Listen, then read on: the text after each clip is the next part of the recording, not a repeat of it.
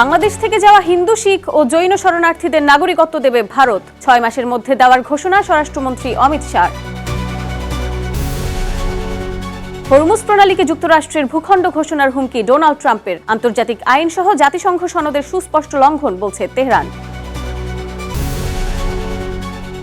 Israeli প্রধানমন্ত্রী নেতানিয়াহুর বিরুদ্ধে আন্তর্জাতিক গ্রেফতারি পরোয়ানা জারি তুরস্কের। দুই দেশে নতুন উত্তেজনা ছড়িয়ে পড়ার ইঙ্গিত। ভেস্তে গেল যুক্তরাষ্ট্র কানাডার উচ্চ পর্যায়ের বাণিজ্য আলোচনা। ব্রাজিলের পণ্যের শুল্ক বিরোধ মেটাতে ট্রাম্পকে প্রেসিডেন্ট সিলভার ফোন। এবং ইতালি যেতে গিয়ে অন্তত ১৩ অভিবাসী প্রত্যাশী তিউনিসিয়ার উপকূলে নিখোঁজ। তিউনিসিয়ার নিরাপত্তা বাহিনীর বিরুদ্ধে সহিংস আচরণের অভিযোগ।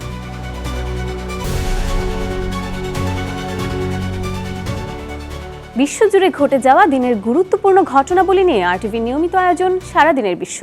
আপনাদের সঙ্গে আছি আমি অঙ্কন নাইম। বাংলাদেশ থেকে যাওয়া হিন্দু, শিখ ও জৈন শরণার্থীদের নাগরিকত্ব দেবে ভারত। আগামী ৬ মাসের মধ্যে তাদের ভারতীয় নাগরিকত্ব দেওয়া হবে বলে শুক্রবার ঘোষণা করেন ভারতের কেন্দ্রীয় স্বরাষ্ট্রমন্ত্রী অমিত শাহ। ভারতীয় গণমাধ্যম টাইমস অফ ইন্ডিয়া, ANI সহ ভারতীয় গণমাধ্যম এ তথ্য নিশ্চিত করেছে। একই সঙ্গে পশ্চিমবঙ্গ থেকে সব ধরনের অবৈধ অনুপ্রবেশকারীদের চিহ্নিত করে বিতাড়িত করার হুঁশিয়ারি দিয়েছেন তিনি। ভারতের নতুন নাগরিকত্ব সংশোধনী আইন CAA অনুযায়ী বাংলাদেশ সহ পাকিস্তান ও আফগানিস্তান থেকে 2014 সালের 31 ডিসেম্বর বা তার আগে ভারতে প্রবেশ করা অভিবাসীদের এই নাগরিকত্ব পাওয়ার আইনি সুযোগ রয়েছে। ভারতের পাঞ্জাবে নিয়োগ প্রক্রিয়ায় অনিয়মের অভিযোগে অর্থমন্ত্রী হরপাল সিং চিমার বাসভবনের সামনে বিক্ষোভ করেছেন 180 জনের বেশি প্রাথমিক শিক্ষক। শনিবার পরিবার সদস্যদের নিয়ে চণ্ডীগড়ে এই অবস্থান কর্মসূচি পালন করেন তারা। শিক্ষা বিভাগের এক কেরানির বিরুদ্ধে বড় ধরনের অনিয়মের অভিযোগ তুলে তাকে বরখাস্তের দাবি জানান বিক্ষোভকারীরা। তবে বিক্ষোভের মুখে পুলিশি বাধার মুখে পড়ে আন্দোলনকারীরা। শিক্ষকদের রাস্তায় টেনে হিঁচড়ে সরানোর চেষ্টা করে পুলিশ। 2016 সালে নিয়োগ পাওয়া এই শিক্ষকদের নিয়োগ প্রক্রিয়ায় ত্রুটির অভিযোগে বরখাস্ত করা হয়েছিল। পরে আদালতের নির্দেশে তারা পুনর্বহাল হন। পরে IAS প্রতিবেদনে বলা হয় ওই কেরানির ভুলেই এ সমস্যা তৈরি হয়েছিল। ইরানের সঙ্গে চলমান উত্তেজনার মধ্যেই কৌশলগতভাবে গুরুত্বপূর্ণ হরমুজ প্রণালীকে যুক্তরাষ্ট্রের ভূখণ্ড হিসেবে ঘোষণার হুমকি দিয়েছেন মার্কিন প্রেসিডেন্ট ডোনাল্ড ট্রাম্প। এর জবাবে যুক্তরাষ্ট্রকে কড়া বার্তা দিয়েছে ইরান। এই ধরনের একতরফা সিদ্ধান্তকে আন্তর্জাতিক আইন এবং জাতিসংঘ সনদের সুস্পষ্ট লঙ্ঘন বলে আখ্যা দিয়েছে তেহরান। বিস্তারিত আজহার স্বপ্নিলের রিপোর্টে। মধ্যপ্রাচ্যে একের পর এক মার্কিন নিষেধাজ্ঞা ও অবরোধের কারণে চরম উত্তেজনা বিরাজ করছে। তবে এর মধ্যেই কৌশলগতভাবে গুরুত্বপূর্ণ হরমুজ প্রণালীর পূর্ণ নিয়ন্ত্রণ নেয়ার দাবি করেছেন মার্কিন প্রেসিডেন্ট ডোনাল্ড ট্রাম্প। ইরানকে পুরোপুরি কণ্ঠাসা করার দাবি তুলে ট্রাম্প জানান, শিগগিরই এই জলপথকে মার্কিন ভূখণ্ড হিসেবে ঘোষণা করা হবে।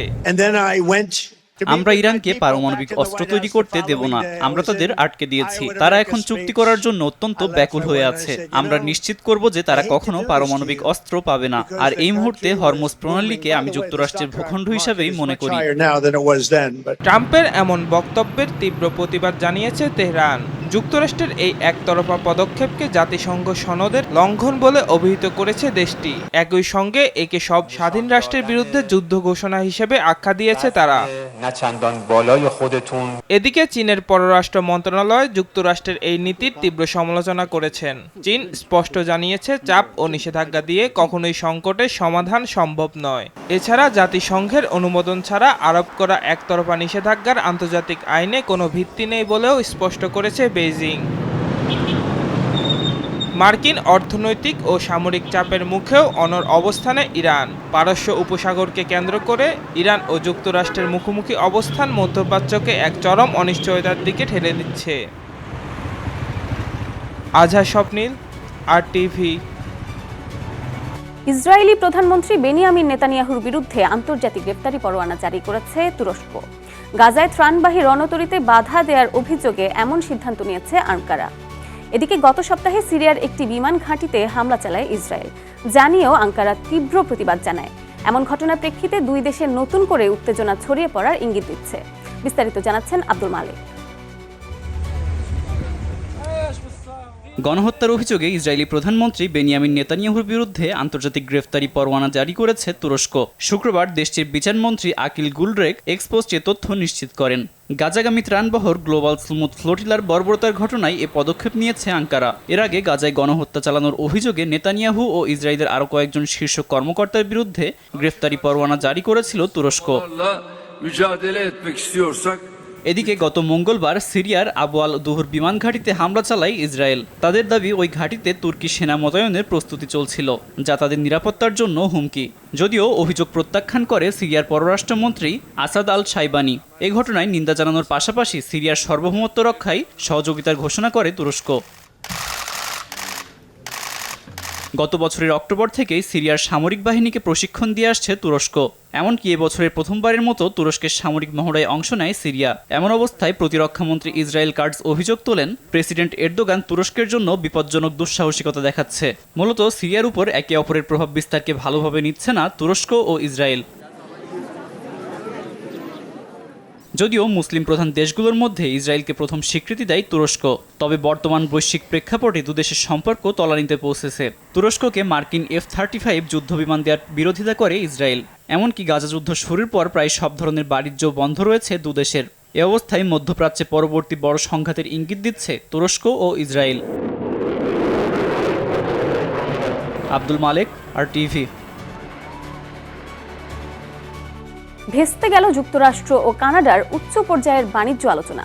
সমঝোতা না হওয়ায় কানাডার $2,000 কোটি পণ্যে 50% শুল্ক আরোপ করেছে ওয়াশিংটন। জবাবে পাল্টা ব্যবস্থার ঘোষণা দিয়ে সমপরিমাণ মার্কিন পণ্যে অতিরিক্ত শুল্ক বসানোর নির্দেশ দিয়েছেন কানাডীয় প্রধানমন্ত্রী মার্ক কার্নি। শেষ মুহূর্তের শর্ত বদলকে অন্যায্য আখ্যা দিয়ে প্রতিনিধি দলকে অটোয়ায় ফেরার নির্দেশ দেন তিনি। বিস্তারিত আজহার স্বপ্নের রিপোর্টে। ওয়াশিংটনে টানা 3 দিন ধরে বৈঠকে ছিলেন দুই দেশের উচ্চপদস্থ প্রতিনিধিরা। আশা ছিল বড় কোনো সমঝোতার, কিন্তু শেষ মুহূর্তে মার্কিন প্রস্তাবে নতুন কিছু পরিবর্তন আনা হয়। এতেই বিগড়ে যায় হিসাব। কড়া প্রতিক্রিয়া জানিয়ে আলোচনা স্থগিত করেন কানাডার প্রধানমন্ত্রী মার্ক কার্নি। তিনি জানান, ওয়াশিংটনের নতুন দাবিগুলো একেবারেই অন্যায্য ও অযৌক্তিক। এর পরপরই মার্কিন পণ্যের উপর সমপরিমাণ পাল্টা শুল্ক আরোপের ঘোষণা দেয় অটোয়া। ডলারের বিপরীতে ডলারে শুল্ক বসানোর নীতি স্পষ্ট করেন কার্নি। তিনি জানান, বাইরের কোনো দেশের কাছে কানাডার অর্থনৈতিক ভবিষ্যৎ বিকিয়ে দেয়া হবে না। একই সঙ্গে ক্ষতিগ্রস্ত দেশীয় শিল্প ও শ্রমিকদের সহায়তায় নতুন তহবিলের ঘোষণা দেন তিনি। অন্যদিকে এই ব্যর্থতার দায় কানাডার উপরে চাপিয়েছে হোয়াইট হাউস। মার্কিন প্রতিনিধিদের দাবি, চুক্তি চূড়ান্ত হওয়ার শেষ মুহূর্তে অটোয়ার নতুন দাবি ও আগের প্রতিশ্রুতি থেকে সরে আসায় ভেস্তে গেছে এই সমঝোতা। নতুন এই শুল্কের সরাসরি ধাক্কা পড়বে ইলেকট্রনিক্স, শিল্প যন্ত্রপাতি, দুগ্ধজাত পণ্য, ওয়াইন ও হকি সরঞ্জামের উপর। ইস্পাত, অ্যালুমিনিয়াম, গাড়ি ও কাঠ খাতে আগে থেকেই মার্কিন শুল্ক বহাল রয়েছে। এবার নতুন 50% শুল্ক যুক্ত হওয়ায় হাজার হাজার রপ্তানিকারক প্রতিষ্ঠান মার্কিন বাজার থেকে ছিটকে পড়ার শঙ্কায় রয়েছে। বাণিজ্য বিশ্লেষকরা বলছেন, দুই পরাশক্তির এমন উত্তেজনায় দুই দেশের উৎপাদন খরচ ও পণ্যের দাম লাগামহীনভাবে বাড়বে, যা চূড়ান্ত মাশুল গুনতে হবে সাধারণ ভোক্তাদের। দীর্ঘদিনের মুক্ত বাণিজ্য চুক্তিতে এমন বড় ফাটল দুই দেশের অর্থনীতির জন্যই চরম হুমকি। অনর অবস্থান থেকে সরে এসে দ্রুত কূটনৈতিক সমাধানে না পৌঁছালে পুরো অঞ্চলের অর্থনীতি এক চরম অনিশ্চয়তায় পড়বে বলে মনে করছেন অর্থনীতিবিদরা। আজহার স্বপ্নীল, RTV। ব্রাজিলের পণ্যে যুক্তরাষ্ট্রের শুল্ক নিয়ে চলমান বাণিজ্য বিরোধ মেটাতে প্রেসিডেন্ট ডোনাল্ড ট্রাম্পের সঙ্গে ফোনে কথা বলেছেন ব্রাজিলের president Luiz Inacio Lula da Silva. শুক্রবার প্রায় 1 ঘন্টা 20 মিনিটের ফোন আলাপে লুলা বলেন, যুক্তরাষ্ট্রের আরোপ করা শুল্ক ভিত্তিহীন এবং তা দুই দেশের অর্থনীতির জন্যই ক্ষতিকর। আলোচনার টেবিলে থেকেই বিরোধ মেটানোই সবচেয়ে ভালো পথ বলেও জানান তিনি। লুলার ভাষ্য, ট্রাম্প শুল্ক নিয়ে আলোচনার জন্য দুই দেশের বাণিজ্য মন্ত্রীকে বৈঠকে বসার নির্দেশ দিয়েছেন। তবে নির্বাচনে যুক্তরাষ্ট্রের হস্তক্ষেপ না করার আহ্বান জানিয়েছেন লুলা। অক্টোবরের প্রেসিডেন্ট নির্বাচন সামনে রেখে শুল্ক ইস্যুটি ব্রাজিলের রাজনীতিতেও গুরুত্বপূর্ণ হয়ে উঠেছে। ইতালির উদ্দেশ্যে যাত্রা করা অভিবাসীবাহী নৌকা টিউনিশিয়ার উপকূলে ডুবে অন্তত ১৩ জন নিখোঁজ হয়েছেন। শনিবার টিউনিশিয়ান অবজারভেটরি ফর হিউম্যান রাইটস জানায়, বৃহস্পতিবার ভোরে যাত্রা করা নৌকাটি সাগরে উল্টে যায়। পরে স্থানীয় একটি নৌকা দুজনকে জীবিত উদ্ধার করে। তাদের একজন জানান, নৌকা ডুবে যাওয়ার পর তারা কয়েক ঘন্টা সাগরে আটকে ছিলেন। উদ্ধার হওয়া অপর ব্যক্তির অবস্থা আশঙ্কাজনক। ইউরোপে অভিবাসন ঠেকাতে টিউনিশিয়ার সঙ্গে ২০২৩ সালে চুক্তি করে ইউরোপীয় ইউনিয়ন। তবে মানবাধিকার সংগঠনগুলোর অভিযোগ, অভিবাসীদের ঠেকাতে গিয়ে টিউনিশিয়ার নিরাপত্তা বাহিনীর বিরুদ্ধে সহিংস আচরণের অভিযোগ উঠেছে। এছাড়া আন্তর্জাতিক অভিবাসন সংস্থার হিসেবে ২০১৪ সাল থেকে ভূমধ্য সাগরে ৩৫,০০০-এর বেশি মানুষ নিখোঁজ হয়েছেন।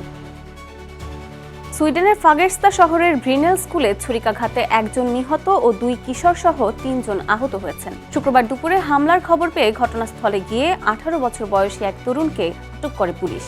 গ্রেফতারের আগে সন্দেহভাজনের দিকে গুলি চালায় আইন শৃঙ্খলা বাহিনী। হামলার পর নিরাপত্তার কারণে আশপাশের ৮টি স্কুলের শিক্ষার্থী ও কর্মীদের কিছু সময় ভবনের ভেতরে রাখা হয়। সন্দেহভাজনের মাথায় হেলমেট ছিল এবং তিনি ওই স্কুলের সাবেক শিক্ষার্থী বলে জানিয়েছে স্থানীয় সংবাদ মাধ্যম। হামলার কারণ এখনও জানা যায়নি। ঘটনাটি গুরুত্ব দিয়ে তদন্ত করছে পুলিশ। সুইডেনের প্রধানমন্ত্রী উলফ ক্রিস্টারসন ঘটনাটিকে গুরুতর বলে উল্লেখ করেছেন। সাম্প্রতিক বছরগুলোতে দেশটিতে শিক্ষা প্রতিষ্ঠানে একাধিক সহিংস হামলা হয়েছে। ২০২৫ সালে ওরেব্রোর একটি শিক্ষাকেন্দ্রে বন্দুক হামলায় ১১ জন নিহত হয়েছিলেন। মিয়ানমারের মধ্যাঞ্চলে একটি বৌদ্ধ মঠে সামরিক বিমান হামলায় অন্তত ১৪ জন নিহত হয়েছেন। শুক্রবার বিরোধী গোষ্ঠী ও স্থানীয় বাসিন্দাদের বরাতে তথ্য জানায় সংবাদ মাধ্যম আল জাজিরা।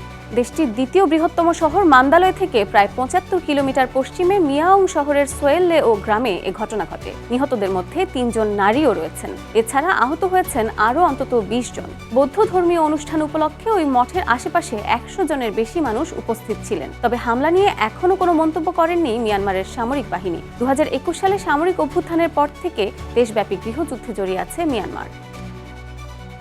ইউক্রেনের ক্রিভিরি শহরের একটি শপিং সেন্টারে রুশ ড্রোন হামলায় অন্তত ১৬ জন নিহত হয়েছেন। আহত হয়েছেন ১৩০ জন। আহতদের মধ্যে ২৩ জন শিশু। শুক্রবার সন্ধ্যায় এই হামলার পর ভবনটিতে আগুন ধরে যায়। ধোঁয়ায় ঢেকে যায় পুরো এলাকা। স্থানীয় কর্মকর্তারা জানিয়েছেন, গুরুতর আহত ২৯ জনের অবস্থা সংকটাপন্ন। ইউক্রেনের প্রেসিডেন্ট ভলোদিমির জেলেনস্কি দাবি করেছেন, প্রথম হামলার প্রায় ৩০ মিনিট পর একই শপিং সেন্টারে দ্বিতীয় ড্রোন হামলা চালানো হয়। উদ্ধারকর্মীদের লক্ষ্য করেই এই হামলা চালানো হয়েছে বলে অভিযোগ করেন তিনি। এদিকে মাইকোলাইভ অঞ্চলে পৃথক রুশ হামলায় ৩ শিশুসহ আরও ৪ জন নিহত হয়েছেন। সাম্প্রতিক মাসগুলোতে ইউক্রেনের বিভিন্ন শহরে রুশ হামলা আরও তীব্র হয়েছে। কলম্বিয়ার পশ্চিমাঞ্চলে ভয়াবহ দাবানলে প্রায় ২০,০০০ হেক্টর বন ও কৃষি জমি পুড়ে গেছে। সবচেয়ে বেশি ক্ষতিগ্রস্ত টলিমা প্রদেশে একসঙ্গে ২৪টি দাবানল ছড়িয়ে পড়ায় জরুরি পরিস্থিতি ঘোষণা করেছে স্থানীয় কর্তৃপক্ষ।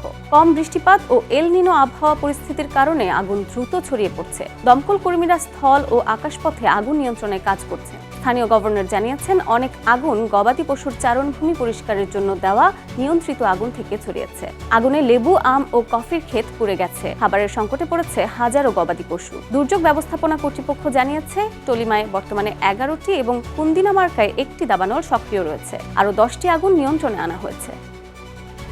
পুরনো বিমানবন্দরের জায়গায় ইউরোপের অন্যতম বড় উপকূলীয় নগর উদ্যান গড়ে তুলছে গ্রিস। রাজধানী এথেন্সের এলিনিকো এলাকায় প্রায় ২০০ হেক্টর জমিতে তৈরি হচ্ছে এলিনিকন পার্ক। পার্কের ৭০% বেশি এলাকায় থাকবে সবুজায়ন। লাগানো হবে ৩০,০০০-এর বেশি গাছ ও প্রায় ৩০ লাখ ঝোপঝাড়। ২০২৭ সালের শুরুতে পার্কটি জনসাধারণের জন্য খুলে দেওয়ার পরিকল্পনা রয়েছে। শুধু বিনোদন নয়, শহরের অতিরিক্ত তাপ ও জলবায়ু পরিবর্তনের প্রভাব কমানোও এই প্রকল্পের অন্যতম লক্ষ্য। পার্কে থাকবে বৃষ্টির পানি সংরক্ষণ, আধুনিক সেচ ও পানি পুনর্ব্যবহারের ব্যবস্থা। তৈরি করা হবে কুল রুট, যেখানে আশপাশের কংক্রিট এলাকার তুলনায় তাপমাত্রা প্রায় ৪ ডিগ্রি সেলসিয়াস কম থাকতে পারে। প্রায় 2 কিলোমিটার দীর্ঘ সমুদ্র তীরের সঙ্গে সরাসরি যুক্ত এই পার্কটি এথেন্সের নগর পরিবেশেও বড় পরিবর্তন আনবে। আর এরই সাথে শেষ করছি সারাদিনের বিশ্ব। আরটিভির সাথে সংযুক্ত থাকুন, মতামত জানান আরটিভির সামাজিক যোগাযোগ মাধ্যমগুলোতে।